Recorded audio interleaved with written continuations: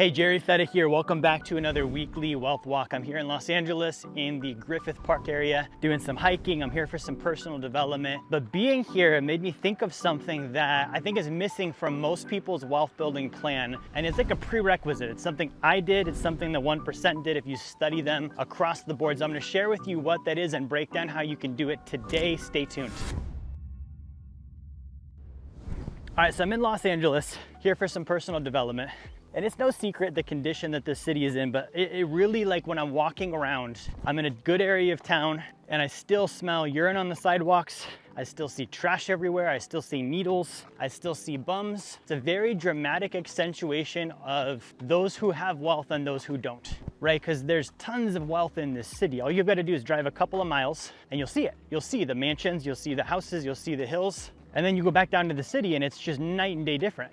So what is that? Because there's something that is missing, and I'm gonna say at both levels, for a condition like this to exist. And this is not just to pick on Los Angeles. People have this too, right? Like non-optimum things going on where it's like, how does that exist in the presence of all of the resources that we have in this day and age, all of the access? I mean, just on my phone, right? Just on your phone, you can go on ChatGPT and learn anything about anything for like a couple $100 a month at the most. That's if you want the best version of the app. Okay, so we live in a day and age where information is plentiful. Okay, which tells me it's not information. I own a coaching and training business where we help people get the right financial information. And I can tell you my story. I remember when I was in my early 20s and I was a financial advisor. Okay, and I just started learning what most of us know already, which is that the top 1% don't necessarily do all the same things we do financially. They've got a different set of rules they play by. Okay, it doesn't take too much than just looking around and observing to see that that's the truth, that's the reality. They do stuff differently than we do. So I started to learn that. I started to learn what those strategies were. I started getting information about them. Check this view out, look at that. Amazing. What I started to notice was that even though I learned the information, I knew things like invest in real estate. Like I was learning that. I knew about the sacred account, doing infinite banking. I knew you could lower your taxes. I was learning about all this stuff. I didn't have the money to do it. Like it just wasn't something that I could do. I didn't have the resources. And the reason this made me think of this is here in Los Angeles, like how many people are not doing well economically, yet they live in one of the cities that has the most examples of people who are doing well, right? Like if you could just observe someone successful and see, oh, they buy a house, they buy real estate, they do this, they do that, they run a business. The examples are there probably in a more plentiful form than almost any other place in the country. So you can see like, oh yeah, they own big mansions. That's a successful thing to do. Good, doesn't mean that I can do it. Oh yeah, they're buying these office buildings and they're investing in real estate and they're doing, all this stuff, and I see them driving around in their Rolls Royce. Awesome, it doesn't mean I can do it. Okay, so how do I get to the point of being able to do these things? Because information, great, I know, it doesn't mean that I can do. That's so frustrating. I've been there. When I learned this stuff, I was like, I get it, but I can't do it. And it's like knowing the answer, knowing the route out, knowing what I'm supposed to do, but there was something missing between there and here. So I want to talk to you about what that is. This for me was a breakthrough I had after I started becoming financially literate. So I'm going to preface this by saying, if you are not financially literate, your demand to do the things that I'm telling you to do right now just isn't gonna be there the same way, right? Like for me to go through the amount of investment and effort that I had to go through to correct the things that I'm about to mention in this video, I had to have the necessity to do it. I had to see, wow, this is what I'm missing out on. This is what life could be like. Here's the information others can apply that I can't because I'm deficient in these areas. And that started when I became truly financially literate. Like I actually started learning about money, not advertisements about money, not what Wall Street and banks tell me to think about money, like learning what do the wealthy know about money. Okay, because it was that chasm, that difference between knowing and then not being able to do. That's what created necessity for me. And that frustration fueled me to push through it. So you need to have that as the first step, right? And if you need to get that where you're like, no, I honestly don't know how money works, grab a copy of my book. Okay, if you go to jerryfetta.com, you can go to the link in the comments too. My team will give you a copy of the book. Grab the book, we'll include a free bonus training with it. But that's the starting point. Now, once I knew how money worked and I realized that it basically didn't apply to me, I was like, cool, I'm not qualified for that yet. I had to start looking at why. Now, here's what I learned. Number one, this is the first thing to know. All of the things that you're gonna learn about money from the wealthy are things that you do after you have money. If you don't have money, these things don't apply to you. So putting money in life insurance, you would first have to have the money. Putting money in real estate, you'd have to have the money. So the real question is, how do you have money? And this is the thing that is kind of lost in society today. If you study old money wealthy people, I'm not talking about the new people. Okay, so I'm not talking about the Elon Musks of the world and the, you know, the people who manipulate markets or they develop technology that doesn't make any money but somehow have billion-dollar exits. I'm not talking about that. That's not real for most of us. Money represents valuable exchange with other people. Okay, I need to understand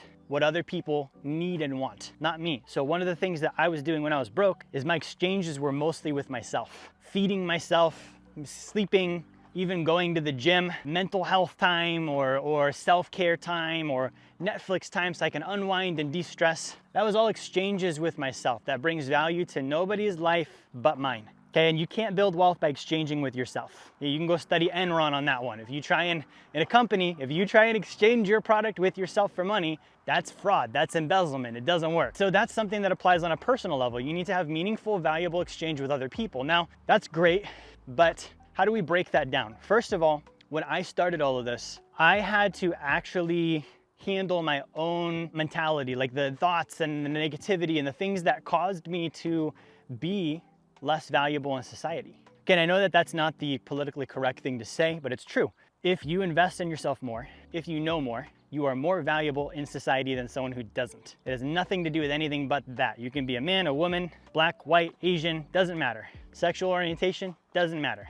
Religion, doesn't matter. If you can serve the needs of others in a meaningful way, truly in a meaningful way, in a valuable way, you can have money. You can build wealth and have money. Those of us that are already doing this, we hit plateaus, man. It's a tempting thing to just be like, how do I reduce the work and exchange part? How do I get more of the money? That's something you want to stay out of. So this is even a good reminder for those of us that are, you know, maybe already doing this to some degree, right? And it's like a good reminder of like, what is it that you're exchanging and who are you exchanging with? And is it wanted and is it needed and is it valuable? So now that we've established that's the main thing you need to do to have money.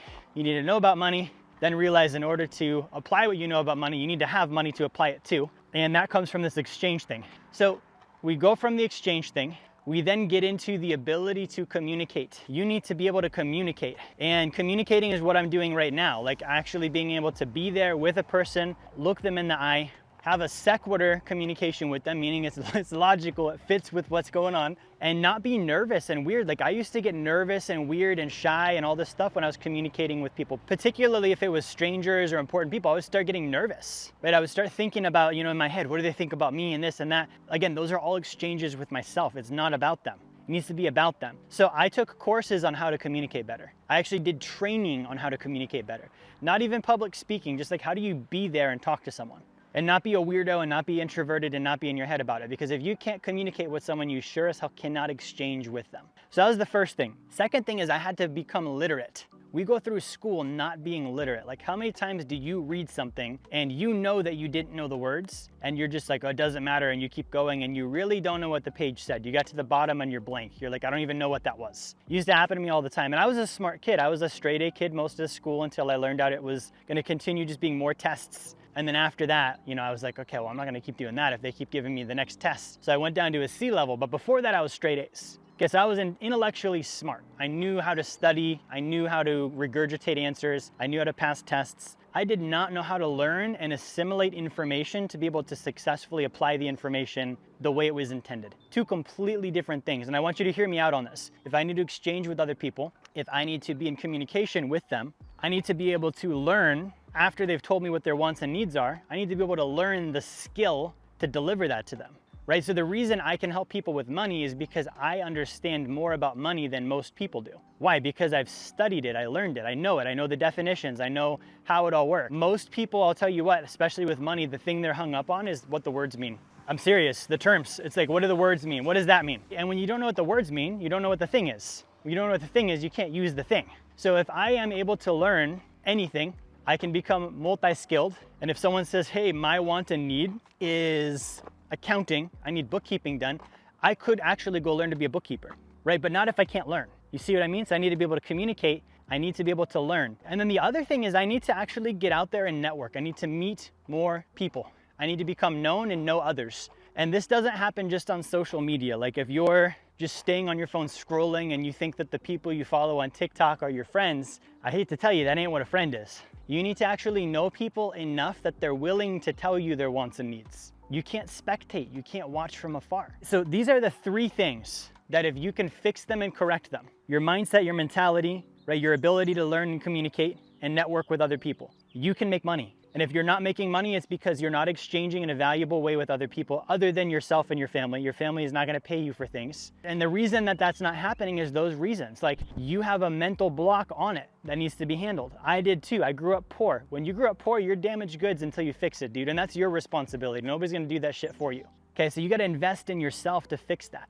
All the stuff we learned when we were growing up, if you grew up poor, 99% of what you think is true about the world around you is wrong information. I hate to tell you that, but I learned it the hard way. It's the truth. So you fix that. You fix the mental blocks. You start learning how to be there and communicate with other people where it's not a problem for you. You become literate where you can learn things. You start networking and getting out there and knowing other people and finding out what their needs are. And before you know it, like, opportunities show up. Then it's just hard work and discipline and being consistent and maintaining a good reputation. And you start getting more and more opportunities and you start getting more and more money. Then you can start doing these things. Okay, so if you're brand new, this is for you.